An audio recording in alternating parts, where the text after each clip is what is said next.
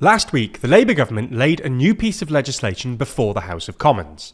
While some of their bills so far have been quite short and targeted, such as the Hereditary Peers Abolition Bill, this one is quite the opposite. It's long and is designed to introduce new laws on everything from fly tipping to child abduction. So in this video, we're going to look through the bill, going through exactly what it aims to change.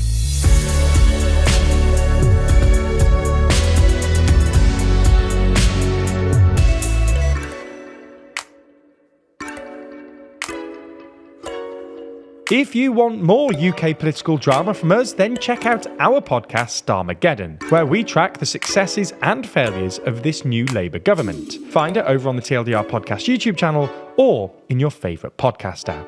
Now, off the bat, we should say that this bill really does cover a lot of stuff. I mean, have a look at this. This is just the content page for the explanatory notes for the bill. So, with that in mind, we're basically going to break it down into three broad areas: sexual violence and stalking, organised crime, and antisocial behaviour and retail crime. This approach will mean that we're not going to be able to go through absolutely everything that the bill does, but hopefully we'll be able to explain most of its important provisions. So, let's get started. Now, a large portion of the bill aims to tackle sexual violence, with one particular part of the bill aiming to crack down on some disturbing uses of AI. Chapter 36 of the bill creates a new clause in the Sexual Offences Act, which makes it an offence for a person to make, adapt, possess, supply, or offer to supply an image generator of child sexual exploitation and abuse. Going further, the bill also cracks down on those that are involved in facilitating the creation of these images, with Section 38 basically making it an offence to be a moderator or an administrator of a website that contains illegal images, AI or otherwise, of children. Not only this, but Section 37 of the bill makes it an offence to be in possession of advice or guidance on how to use AI to create such images. The bill doesn't just tackle the use of AI though. It also puts into practice some of the recommendations from the Independent Inquiry into Child Sexual Abuse, or IICSA.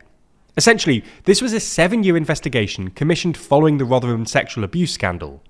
Its biggest recommendation was to make it mandatory for those that work with children to report any abuse they witnessed or were told about, either by a child or by a perpetrator.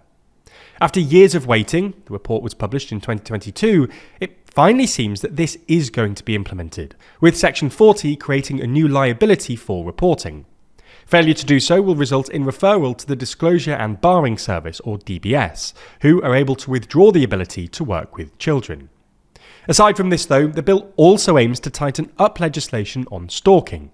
In particular, it does three things. First, it allows the Home Secretary to issue guidance on stalking to those working in public authorities, so for instance police, teachers, healthcare professionals, etc., in order to help them identify stalker behaviour and support victims. Second, it creates a new right to know rule. This will allow the Home Secretary to permit the police to reveal the identity of stalking suspects for the purposes of safeguarding victims.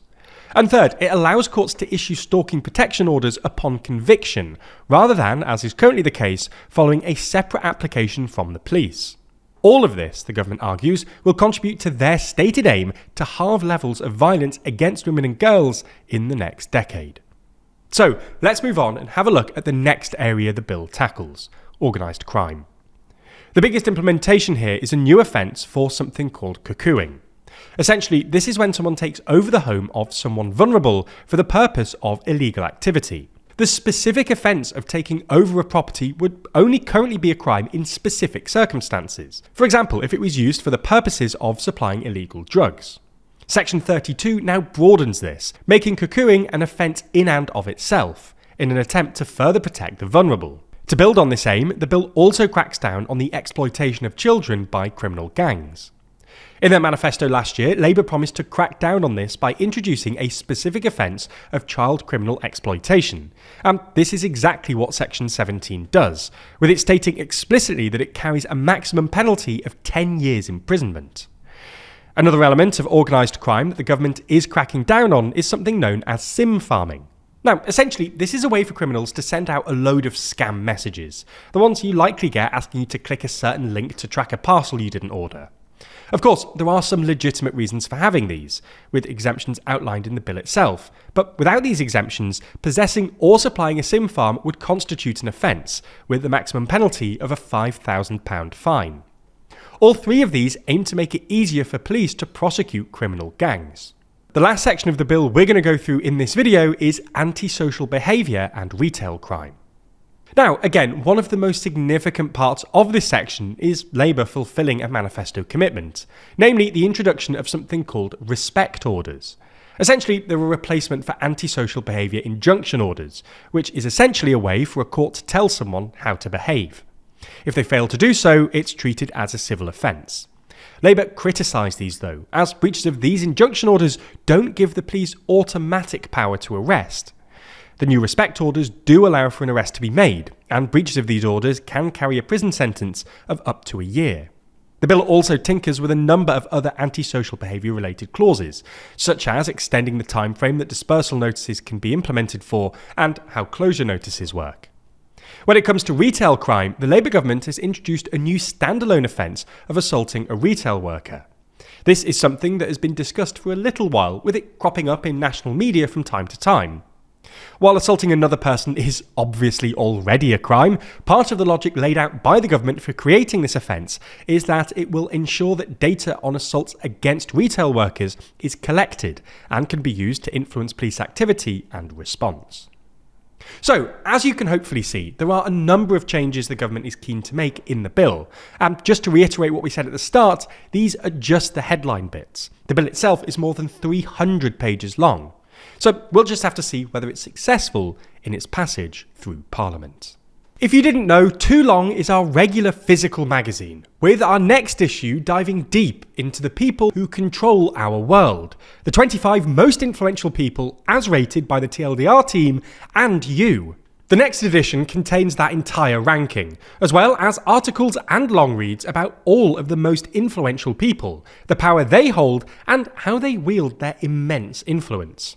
We also discuss a variety of other topics, from the issues facing Starmer in the UK, to the rise of the new right in Europe, to if peace can really hold in Gaza.